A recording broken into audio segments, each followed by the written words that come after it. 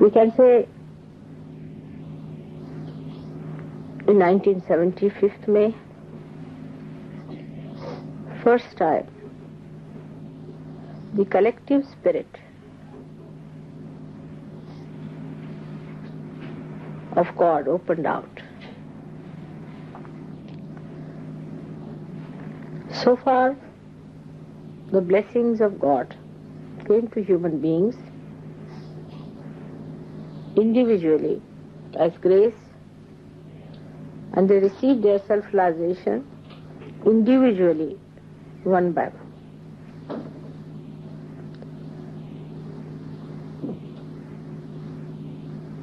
And the method for individual realization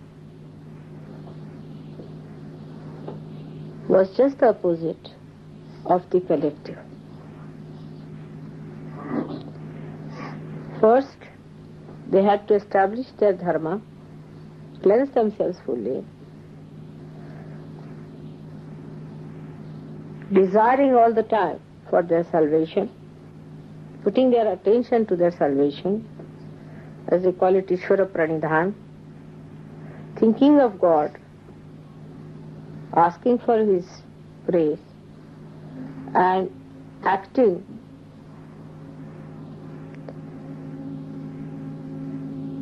in a scrupulous dharmic ways to keep themselves pure.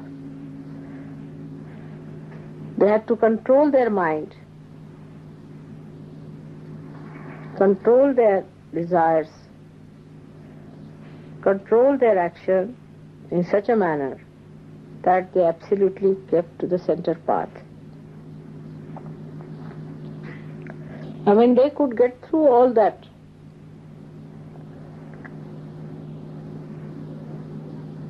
testing and immunity, and when they deserved, then only the grace of Mother gave them realization. This pattern was on for some time.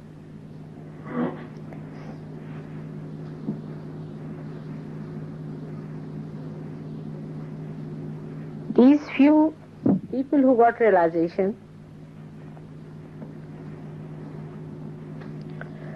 did lots of wonderful things to prepare for Sahaja. They were in every field of life, but very few and unique. For example, in India and in many other places in ancient times, they discovered the unique gifts of the Mother Earth, what we call as the Swayambhus, created by themselves. These stones or stone images which were thrown out by the Mother Earth were discovered by these saints. They put shrines there, they worshipped them, and they, by worshipping, they made these images vibrate, more of vibrations, and vibrate that area. All over the world there are such stones, but only the saints could discover them. Then they established the importance of virtue in life, how virtue can give you health, wealth, and prosperity, which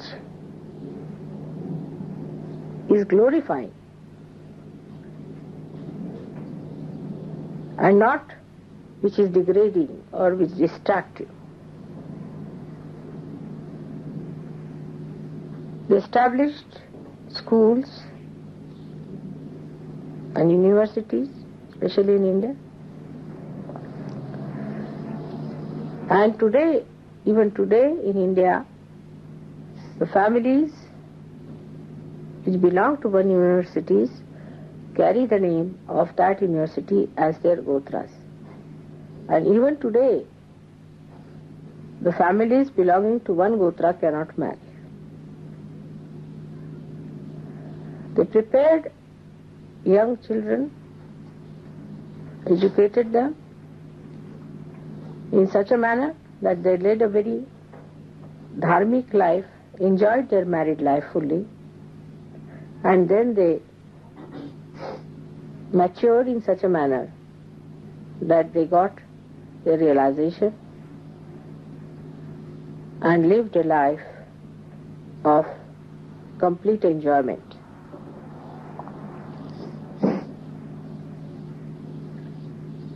Thus they distracted the attention of people which was outside to inner deeper values by their own example, by their own behavior, by their own style of enjoyment, by leading a very cheerful and a happy life.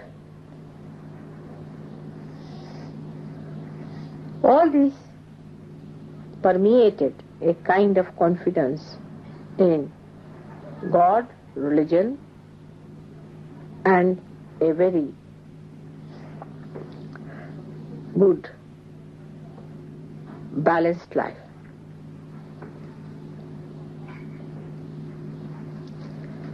They have really done a great job of first building the scaffoldings of the huge, great building of Sahaja, which is going to come now. They are just like nuts and bolts in our whole working. Their desire to establish dharma was so great that complete divine force of Mahakali was working through them. Then they put it to the action with such understanding and such wisdom.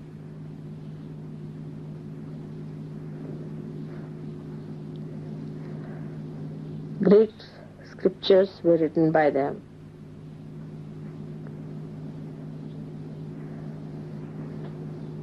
And for many years, thousands of years, they were the guiding lines for people.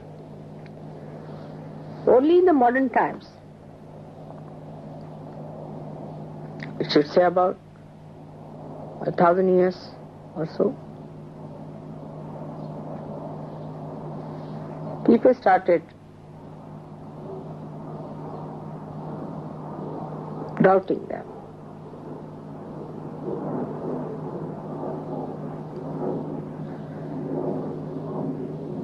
Before that, people used to doubt themselves. They used to doubt that we are not yet capable, we are not good enough, we cannot do it better, but they are perfect. Whatever they have said is all right. There was no doubting about the incarnations or about these saints, what they said. But the doubting was about themselves. That how is it that this is the good path we know, this is the real path we know, still we are going in the wrong direction. If you read the poems of those days, it's all the time. That's why, despite the desire to be good, to be upright, to be righteous, why am I roaming into wrong paths and wilderness? The writers in those days always showed that a good, righteous man was rewarded by God's blessings. But all this started toppling down with the ego developing and the superego challenging.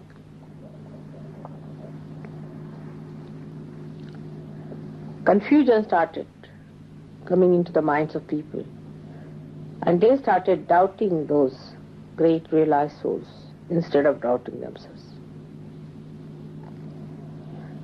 Because they could not reach anywhere near these great saints, some of them were influenced by many satanic forces around and played into their hands and started doubting those realized people and all these great scriptures. So one side we have the doubting people, the another side the fanatics. Those who try to adhere more and more to the teachings had to become fanatics. So they became fanatics. And those who started doubting also could not show any benefits of doubting, could not convince the fanatics that they were wrong. So on one side we had fanatics and another side the doubting people. It's like standing between the two stools. The real religion in man collapsed. There cannot be a new religion. Religion is a continuous living process within us, which is our sustenance. It's like a ladder on which we climb, leaving one by one, step by step, but not leaving the ladder. All others are required.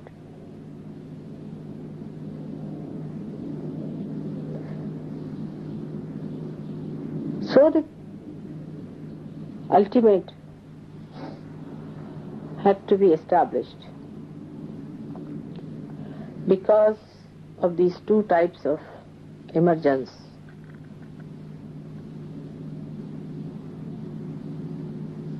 One doubting, another fanatics.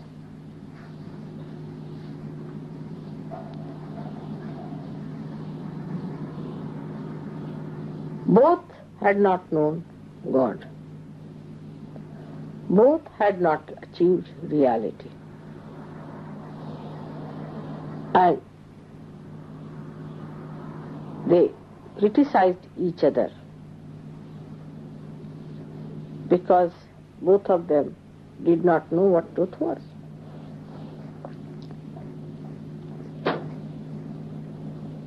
I took my birth at a point where these confusions had started showing its results even on the physical plane.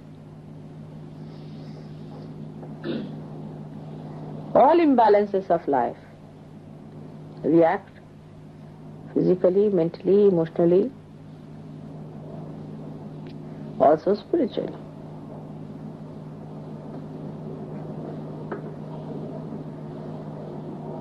When I started looking around, I was amazed how ignorance had made people naive, like a cloud of ignorance which came on them. Formerly people had this much understanding, this much sensitivity to know what is right and what is wrong. Even if they were wrong, they knew that wrong was wrong and right was right. But in this confused state, I was born, and I knew I was to open the Sahasrara.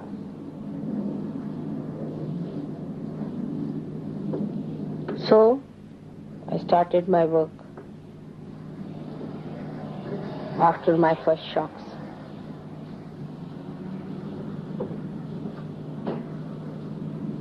I decided not to talk about it to anyone and lead a very, very normal life of a very ordinary person.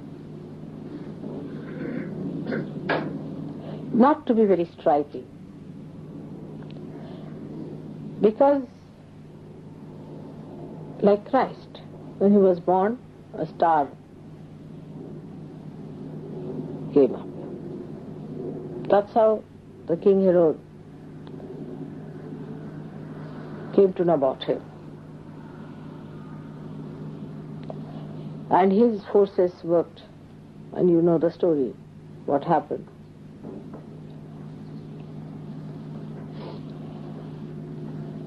If you are born with any striking signs, the negativity immediately finds you out. As it is, it found me out. And just after the 15th day of my birth, there was a very big accident, as you know.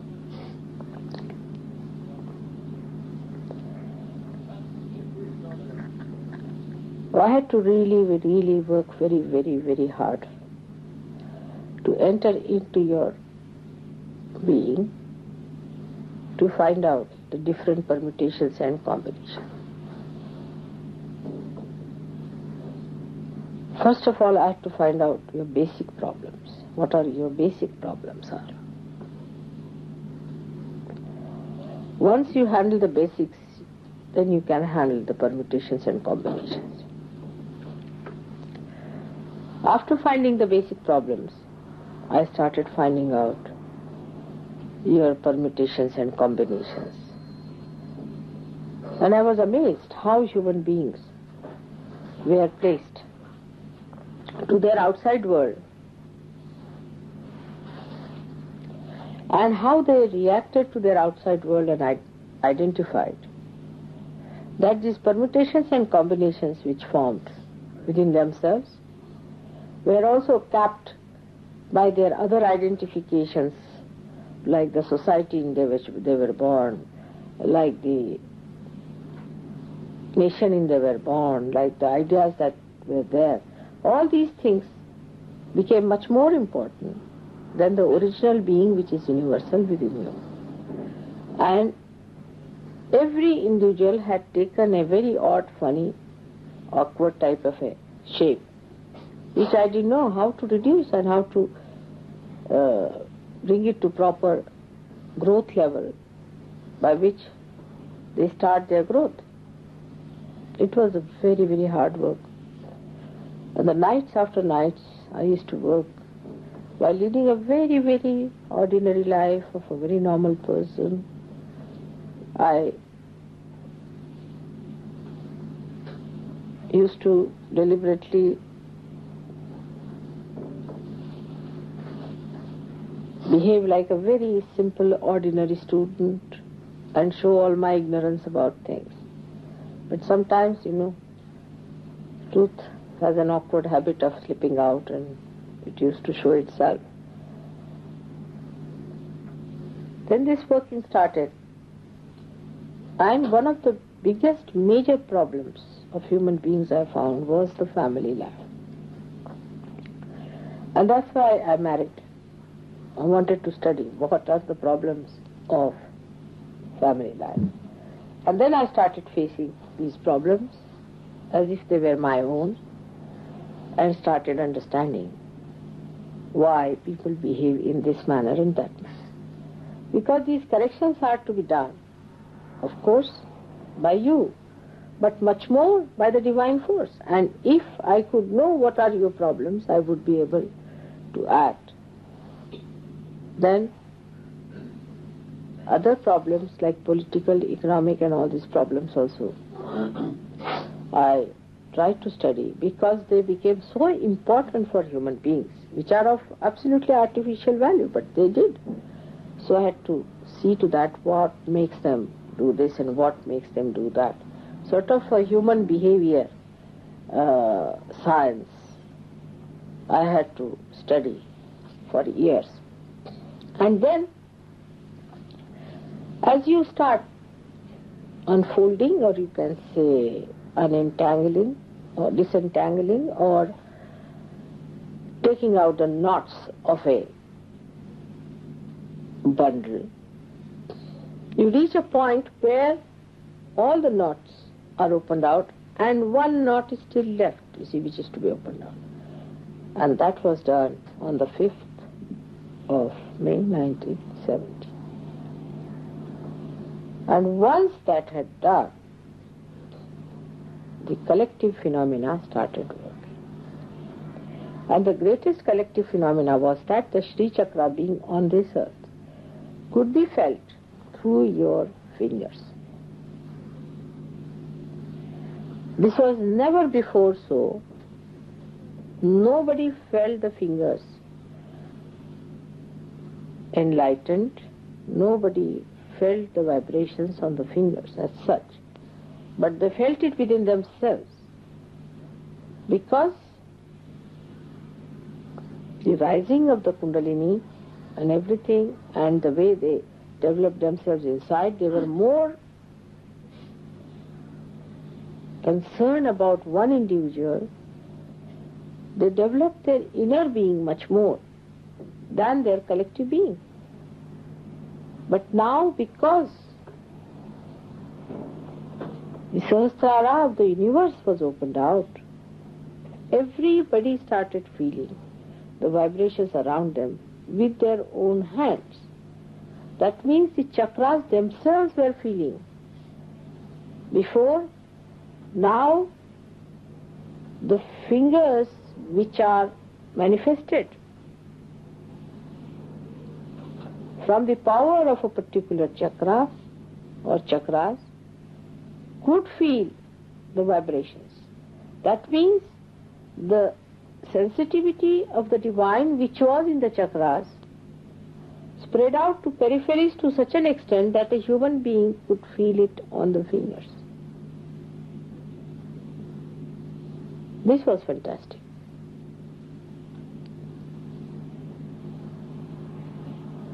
So, my job was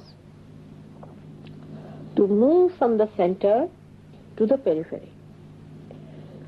While moving that, whatever are the obstacles I met, I had to clear them out, one after another. And then once all the obstacles are cleared out and all the network is properly done, then to generate the energy through this happening of Sahasrara Day. So you can imagine how important is this day. Now this one is for myself. I don't know how many of you really know how much the divine had to go, and how many of you are really thankful to the divine for this tremendous work which was done through ages, and now especially for these 47 years of my life. Relentlessly it was keeping up the facade of a very normal, ordinary person.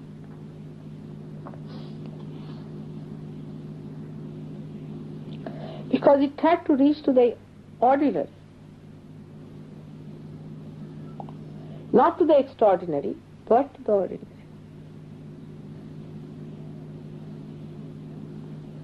And one had to take out the extraordinary qualities in the ordinary by making them deeper. This was the tremendous task. But then I must say that the Sahaja Yoga, when it started working out, I also was given very great workers, tools of Sahaja Yoga,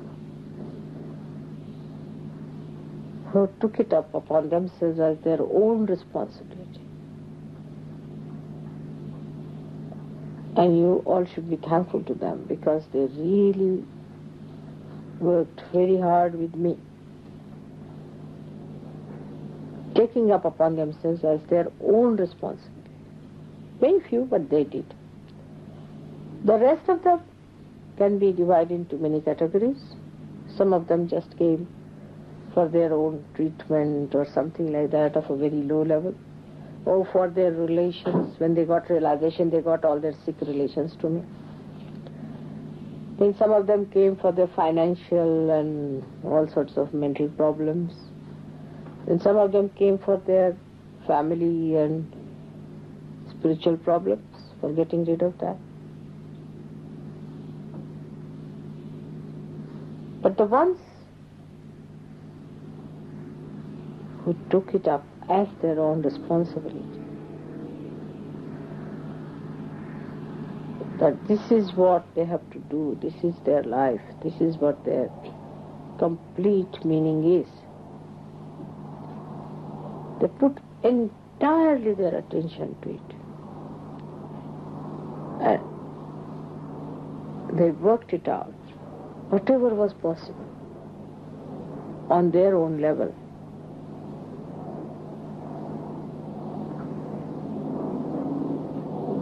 So, today we have to understand one thing, that we really need those brave people and those people who feel responsible, which is a very important virtue of Sahaja-yoga.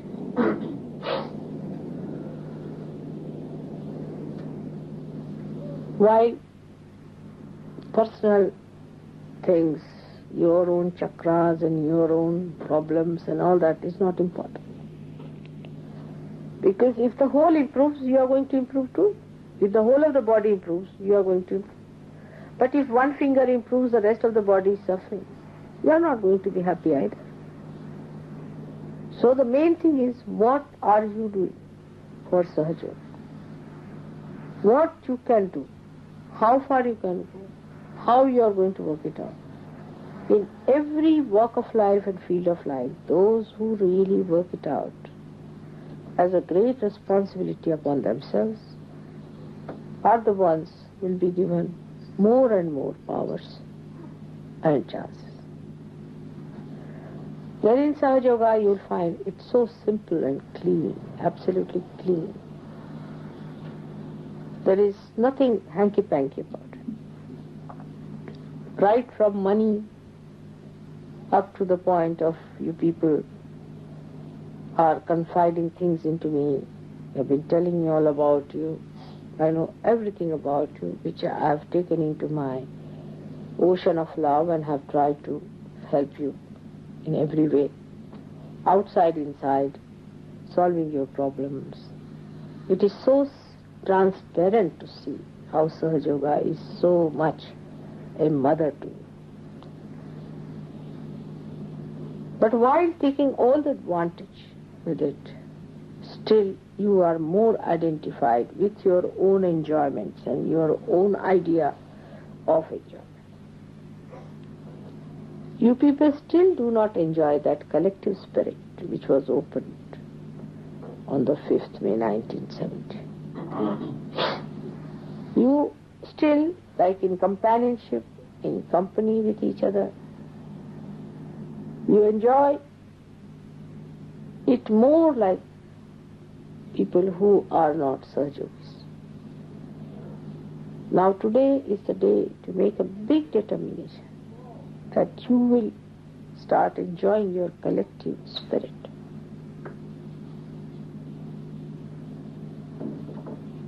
Everything for the collectivity. Then the enjoyment will be maximum. You will never feel that you have sacrificed anything. But unless and until we have more of such people, the other dishwashers are of no use. Just dishwashers or of a very low-grade Sahaja-yogis are absolutely useless, who just want to take advantage and have a nice time and all that type of people. They are not going to make much mark for us. You don't need much intelligence for that. You don't need much money for that. You don't need anything but a complete desire.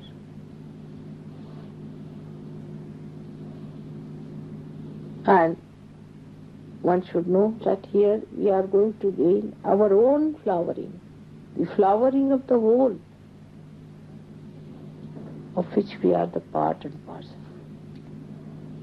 So you must make a determination not to bring Sahaja Yoga to your personal level, or to your limited problems, or to your own relationships. It is the relationship of the creation with God. It is not your relationship of anybody else's relationship. As in any machine, all the wires must be connected to the mains through one main wire. In the same way, you all must be connected to God individually, so that you all are connected among yourselves. I've been saying this again and again and again, because at Sahasrara you are being blessed of this collective spirit. The second very important point is of complete integration within and without. Within, unless and until there is integration, we cannot bring forth the outside integration. The complete integration within comes by dedicating yourself to your own improvement. First and foremost is time must be given for your development. It's not to show me or not to show anyone. It is between you and yourself. You have to work hard to cleanse yourself. Easy to live comfortably with all the horrible chakras within us. But it is easier also, and the best, most enjoyable is to have very clean chakras. And it comes, first of all, is sincerity. First of all is complete sincerity. Are we sincere to ourselves? Sometimes it is misunderstood. People think if we have to be sincere to ourselves, we should deny Sahaja Yoga. Sahaja Yoga is the union between you and God. And the sincerity must be full, must be complete. Any kind of insincerity which comes into you is extremely detrimental. So you must know that as your mother has sincerity about you, you must also have sincerity about yourself. Then you will start enjoying Sahaja Yoga. That is very important to create integration within you. Because if it is sincerity, it comes from your heart. If it is coming from your heart, then your body, your mind, your intelligence, everything will work hard to fulfill it. But if it is not coming from your heart, it is going to be a superficial thing. So you try to feel it from your heart. That's what it means, sincerity. Do not depend on anyone, your wife, husband, children, nothing. Mother, father. It's your own. So you have to work in such a way that you get complete integration. And the driving force towards integration is a very simple one, is sincerity. Thus, you will know that automatically you are getting integrated. The another factor is important, is patience. You must have patience with others. Because if you do not have patience, your sincerity will start doubting itself. So you must have patience. And to get patience, you must know what you have been so far and where are you. When you will know what you were, you will have patience with others, tremendous patience. And by having patience with others, your sincerity will be all the time complete. By your sincerity, you will be completely integrated. So we come to the point of sincerity. Now let us go deeper into it. How the sincerity is to be maintained. First of all, we have to make some determination, sankalpas of being sincere. Then we have to act by finding out how do we get insincere on what points. You are good at analyzing, you can find it out. How do you get insincere? On what points you get insincere? What are the corrective points? Keep a control on your mind to see how does it become insincere. You'll be amazed that it's simple to be sincere than to be insincere. It's the easiest thing is to be sincere than to be deceiving. Because you don't have to think. To be sincere, you don't have to think. If you have to be insincere, you have to think, plan out, and to find out methods, all the loopholes and escapes by which you have to run away. If you have to be captive of your sincerity, you don't have to worry about it. And then sincerity itself is rewarding. This principle must be written down in your hearts. That sincerity itself is rewarding. You don't have to go to anybody else to ask for the reward of sincerity. Sincerity itself rewards you. And that's why you start enjoying your own sincerity. If you start seeing all these things as a witness, that how your sincerity has made you so beautiful, so dignified, and how you have started rising in your self-esteem, you'll be amazed how sincerity itself is a big force which will manifest its living dynamism in you, and you will be a transformed person. This transformation within you is going to change the whole world. People are going to see that you are no more a confused person. You are not a person who is doubting, and neither you are a person who is a fanatic. You are not a blind person, and you are a person who is alert and aware and who can see things better than others. So, divine is only interested in such people. As I have told you before, that divine is more interested in a little worm which is alert and aware than in a palace of a king which is dead.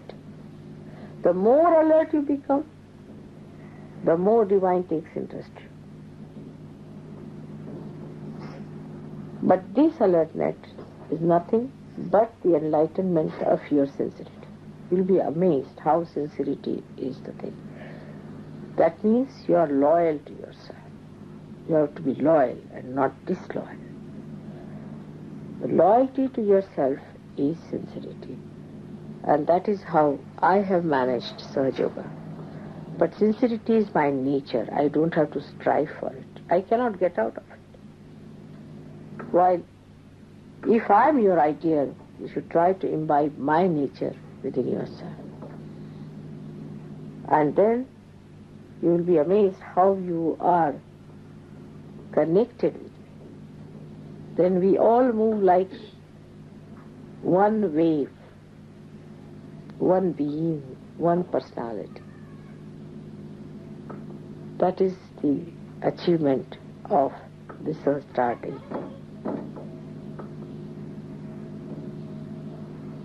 Sincerity of purpose brought in action, not theory and philosophy, but in action. Active sincerity in every way.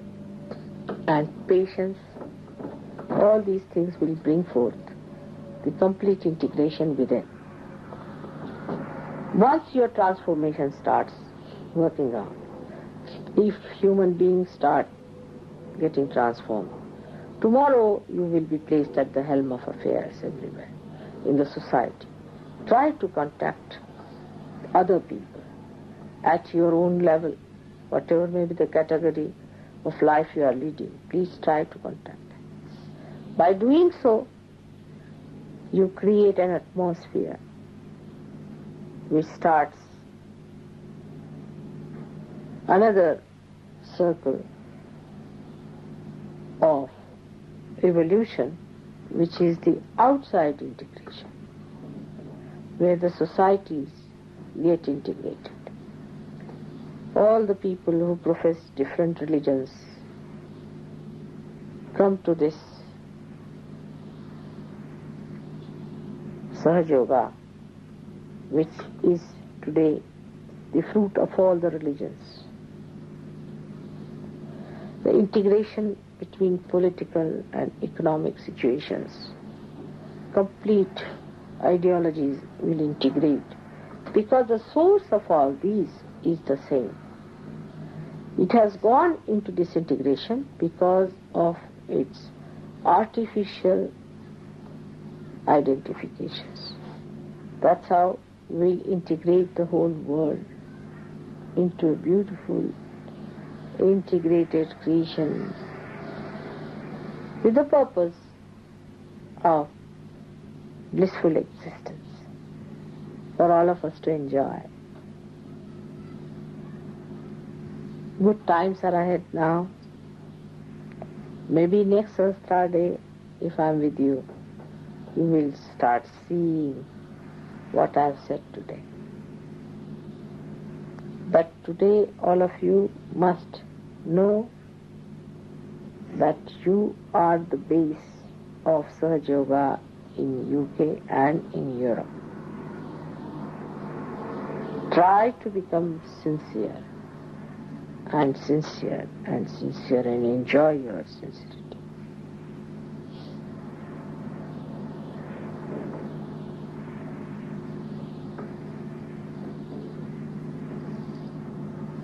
I bless you all with your sincerity.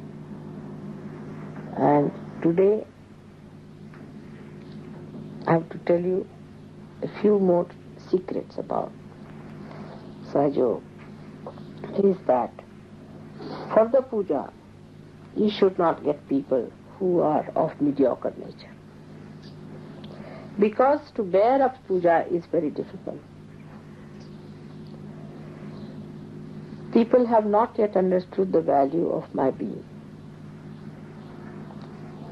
of my feet, of my hands. They do not deserve to be here. So do not get anybody because he's your friend or a sister or a brother just down here. It's wrong. You are spoiling the chances of the poor person because it is too much for him. He cannot bear it. It is meant for very few people.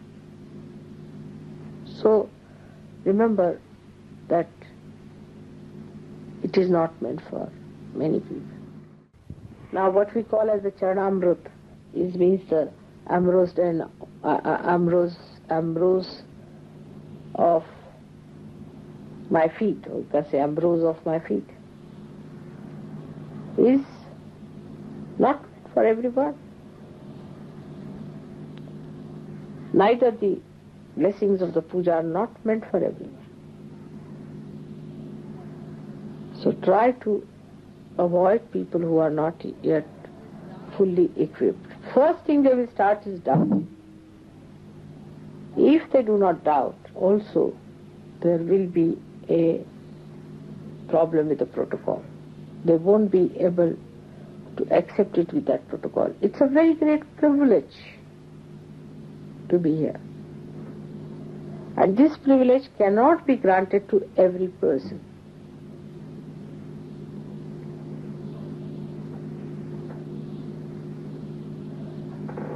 If you could understand, this is the secret of Sahaja. And in this secret, you have to get very few people to begin with. Everything is going to be exposed one day, but not to everyone. If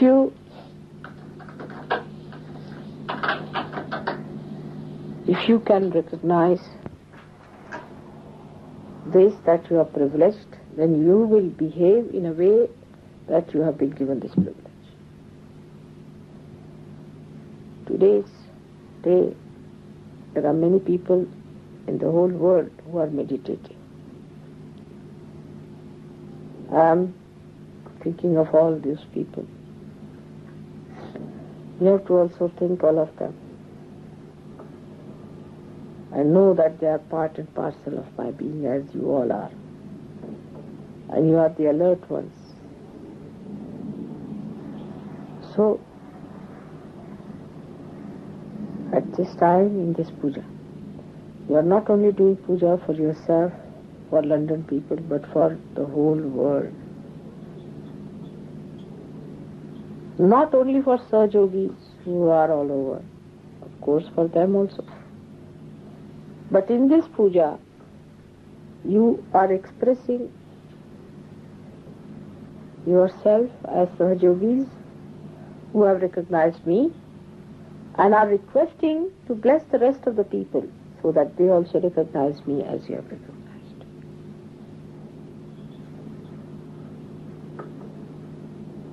By this puja, I hope recognition will be much more clearer. By my recognition only you will recognize yourself. And the whole thing will work out in a very, very beautiful manner. As I have said, next year, on 5th of May, we will see the results of what I am saying today. Only thing, I want you to be sincere, not to play games in Sahaja. It will harm you very much, and harm also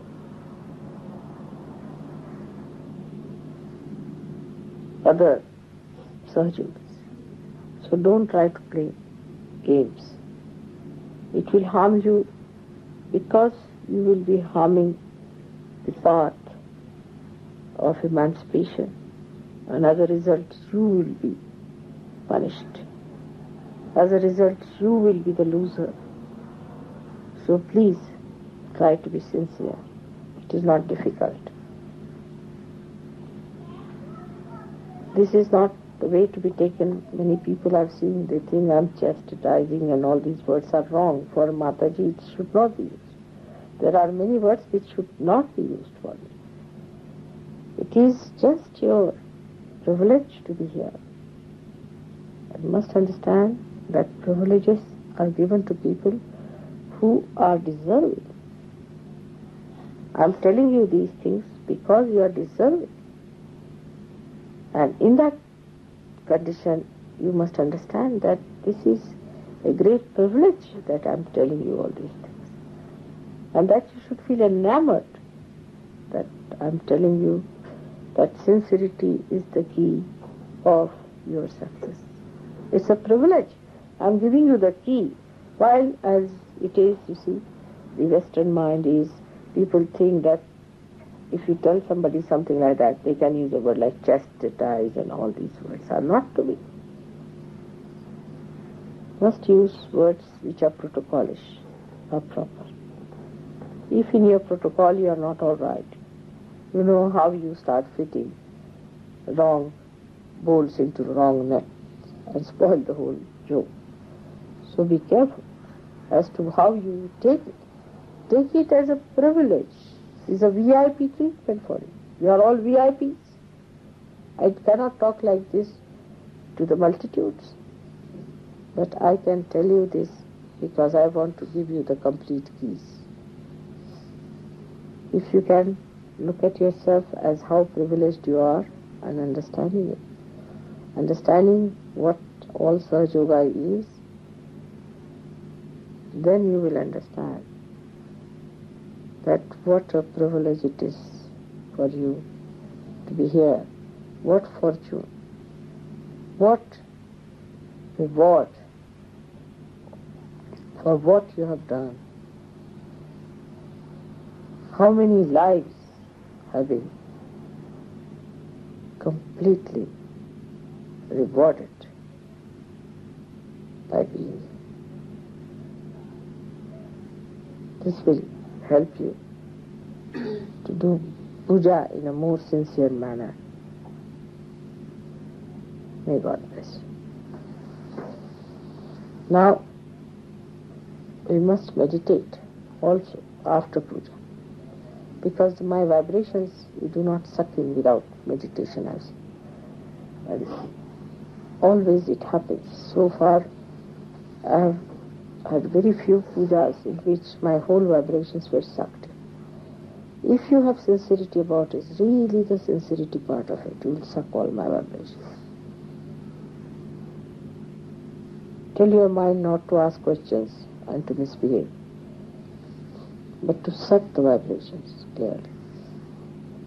This is for your own nourishment, for your own growth, for your own enjoyment. May God bless you. But I am so heavy laden already that I can't open my eyes.